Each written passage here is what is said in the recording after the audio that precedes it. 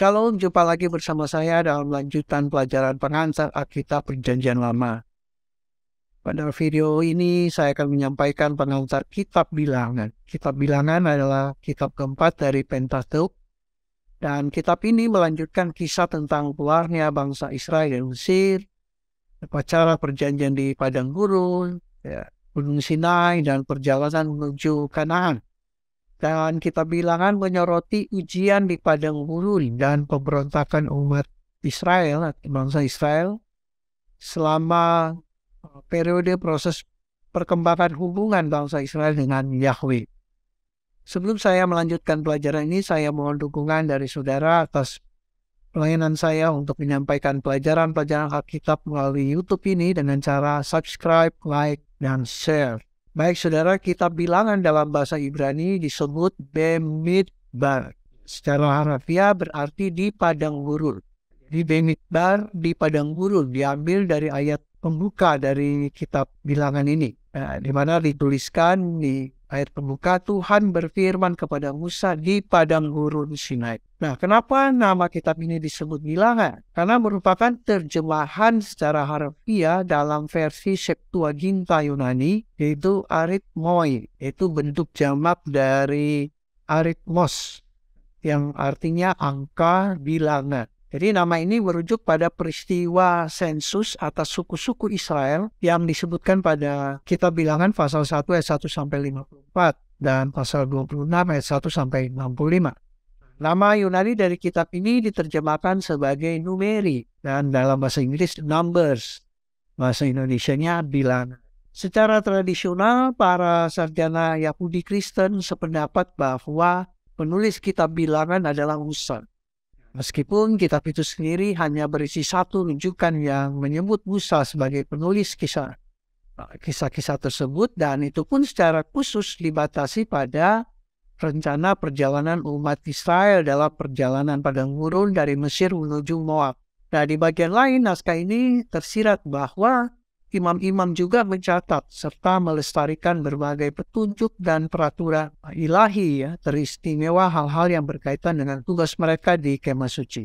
Adapun analisa dari para sarjana Alkitab bahwa kitab Bilangan sebagai campuran minimal dari 4 sumber sastra, yaitu misalnya di Bilangan pasal 1 sampai pasal 10, ini dianggap sebagai kumpulan bahan-bahan dari sumber P, sumber peimaman.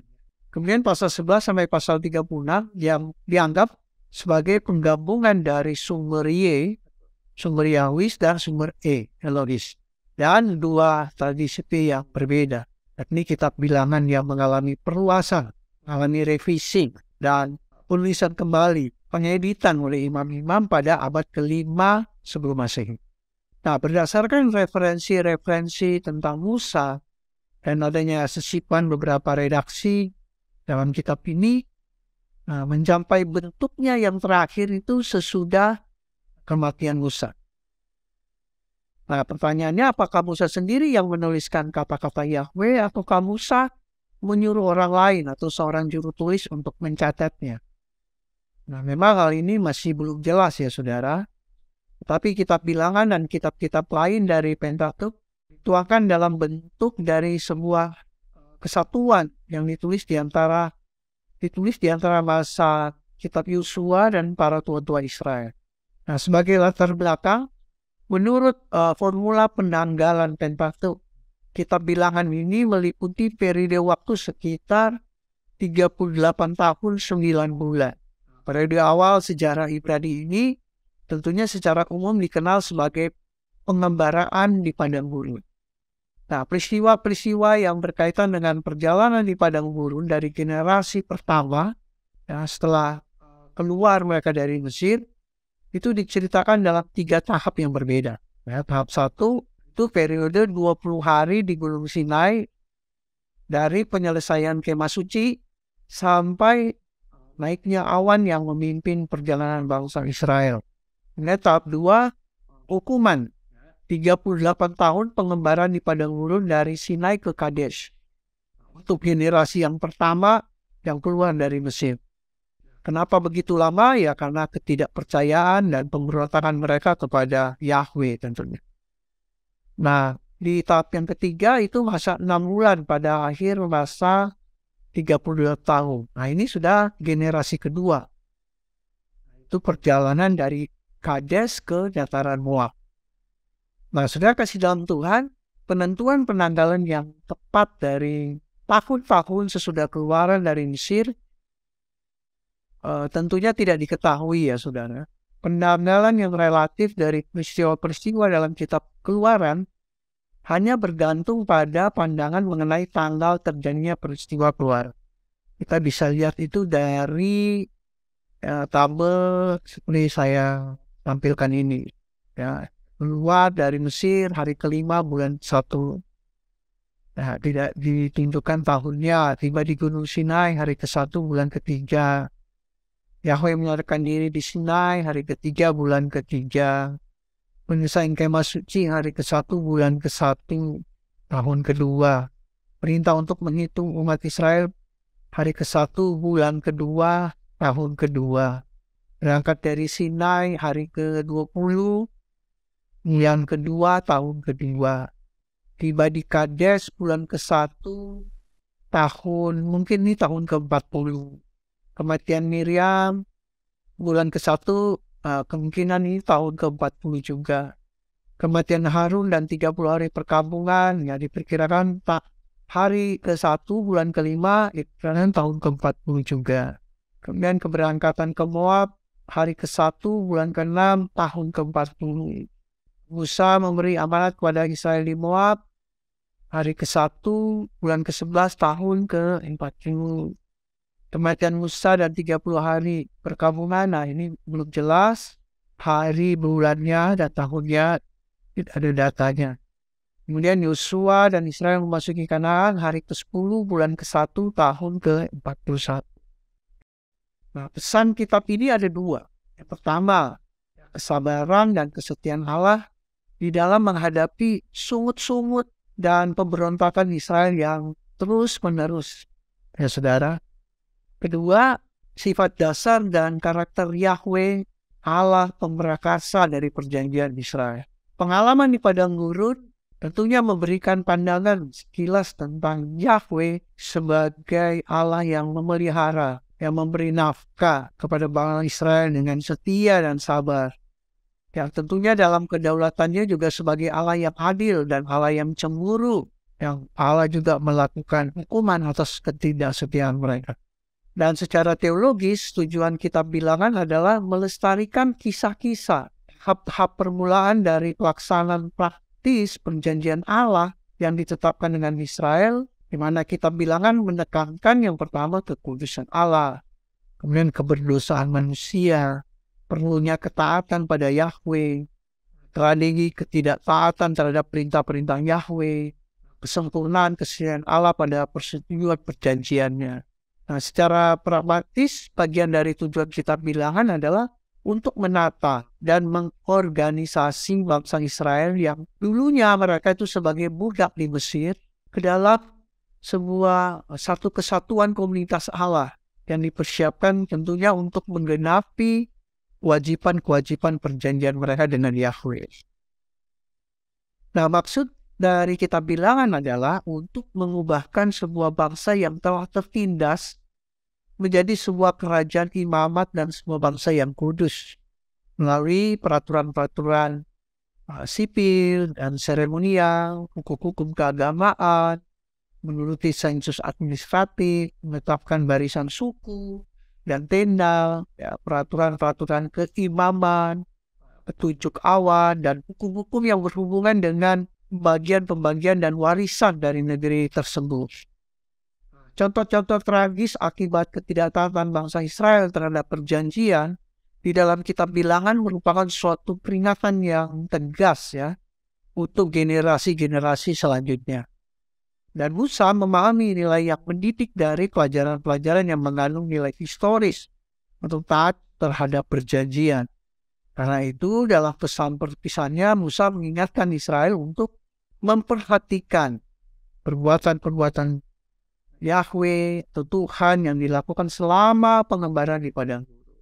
Bahkan dalam perjanjian baru Ya, Perjanjian Baru mengakui bahwa catatan Perjanjian Lama dituliskan sebagai suatu peringatan bagi umat Israel dan sebagai pengajaran bagi gereja Kristus ya untuk tetap menjaga kekudusan dan taatan serta kesetiaan kepada Allah. Kita bilangan disusun dalam urutan kronologis ya, sesuai dengan formula penanggalan yang terdapat di dalam teks-teks kitab bilangan. Kitab bilangan terbagi atas 3 periode peristiwa dan penyataan secara kronologis yang dihubungkan oleh catatan perjalanan umat Israel yang menyelangi periode-periode tersebut. Nah, skema ini dapat digambarkan secara garis besar seperti berikut. Misalnya pasal 1 ayat 1 sampai pasal 10 ayat 10. Ya, Israel berkemah di Sinai. Kemudian di pasal 10 ayat 11 sampai pasal 13 ayat 25, perjalanan dari Sinai ke Kadesh. Di sini generasi pertama dari bangsa Israel sudah peristiwa keluaran, ya, keluarnya mereka dari Mesir. Di pasal 13 ayat 26 sampai pasal 20 ayat 21, Israel berkemah di Kadesh.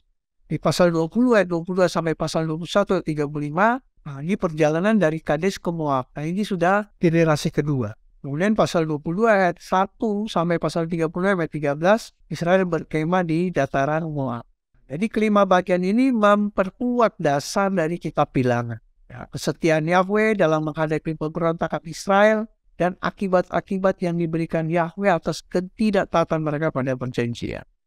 Penghitungan suku-suku dan tambahan ketetapan-ketetapan perjanjian dimaksudkan untuk menegaskan pemeliharaan Allah terhadap Israel.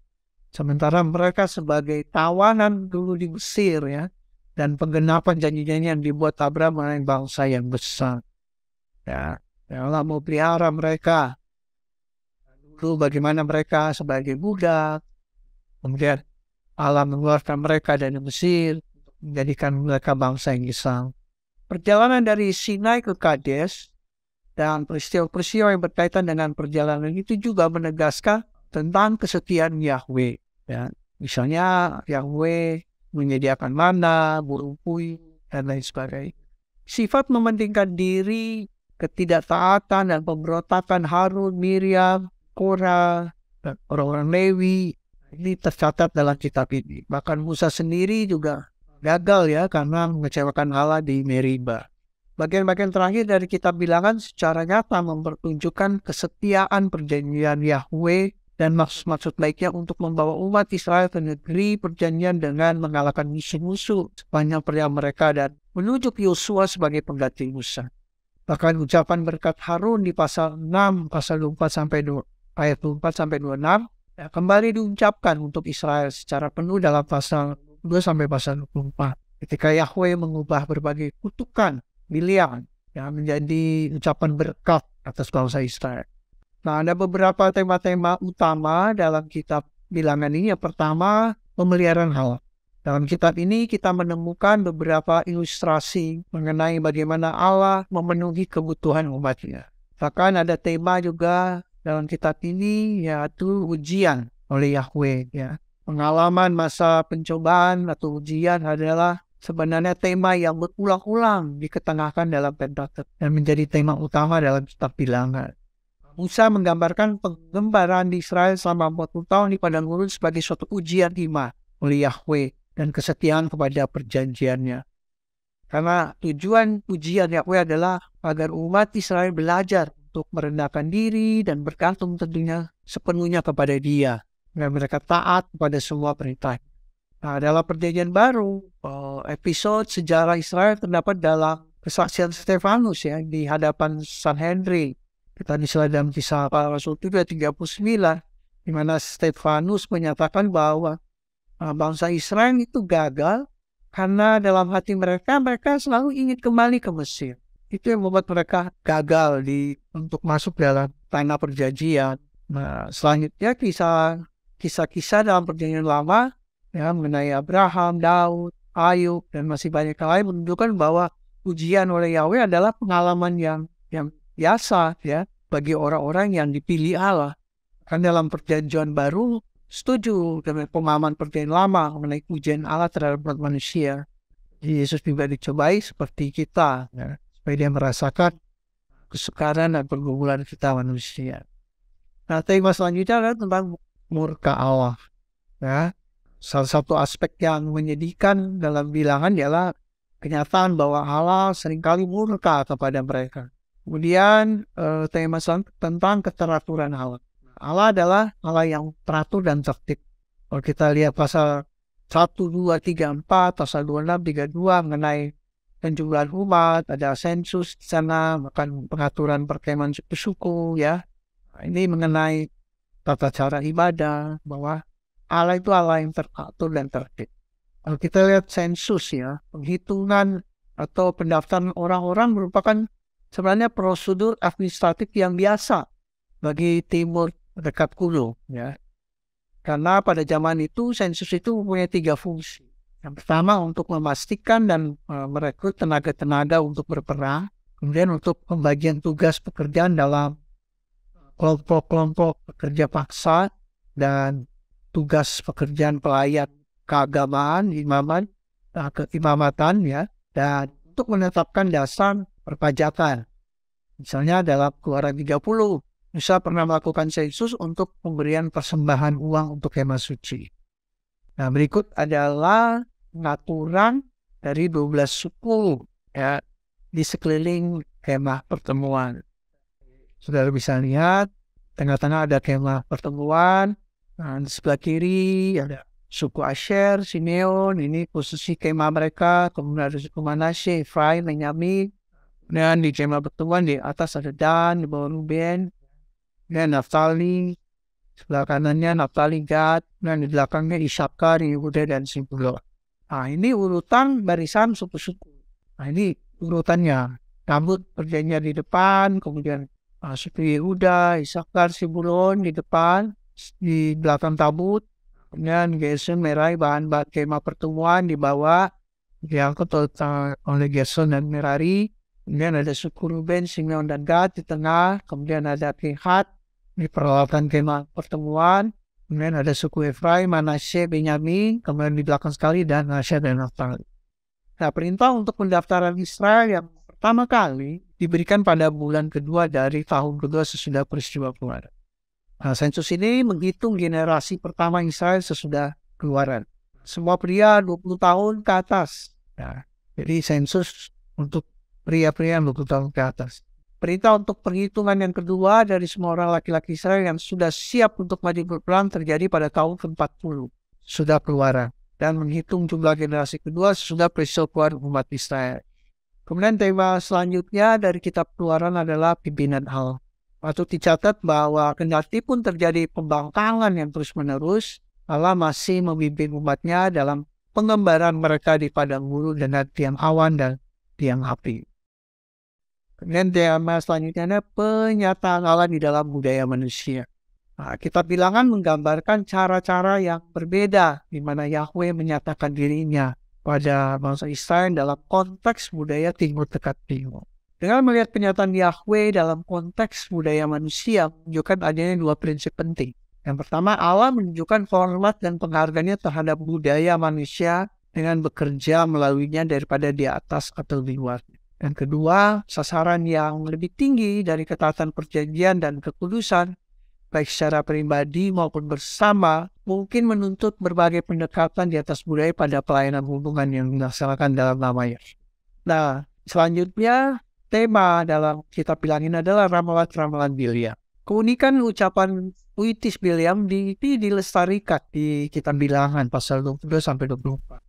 Jadi memasukkan ramalan Bileam dalam kitab Bilangan ini mempertinggi berita pokok dari kesetiaan Yahweh terhadap perjanjiannya pada Israel dengan mengingatkan mereka bahwa mereka adalah umat yang diberkati, dipelihara, dilindungi kehadiran Yahweh. Nah, kesimpulan atau penerapan dari kitab Bilangan ini, yang pertama bahwa kita diselamatkan untuk melayani. Dalam kitab Keluaran kita membaca bahwa kisah pembebasan bangsa Israel dari perbudakan. Tapi dalam kitab Bilangan, penekanannya terletak pada pelayanan. Hanya orang yang sudah diselamatkan yang dapat sungguh-sungguh menyembah dan melayani Allah yang hidup. Yang kedua, bahwa Allah adalah Allah yang tertib. Kitab ini berisi banyak hukum dan peraturan yang mengingatkan kita bahwa dalam melayani Allah, segala sesuatu harus berlangsung dengan sopan dan teratur. Yang ketiga, dosa-dosa yang sering dilakukan oleh umat Allah. Dosa tidak percaya, kegagalan bangsa Israel untuk masuk tanah perjanjian, generasi yang pertama ya, itu karena disebabkan ketidakpercayaan. Kemudian dosa pemberontakan. Nah, dalam Bilangan kita membaca beberapa kisah mengenai pemberontakan. Selanjutnya, dosa kecemburuan. Aaron dan Miriam, keduanya membuat Allah tidak senang. Jadi hati-hati terhadap kecemburuan. Yang keempat, yang terakhir, Allah menghargai kesetiaan. Kesetiaan Kaleb dan Yosua bertahan sebagai pengikut Allah yang setia. Dan hanya mereka yang diperbolehkan memasuki tanah perjanjian. Nah, sebagai kasihan Tuhan, demikian pelajaran tentang kitab Bilangan. Kiranya memberkati. Dukung pelayanan saya ini dengan mensubscribe, like, dan share. Tuhan Yesus memberkati. Shalom.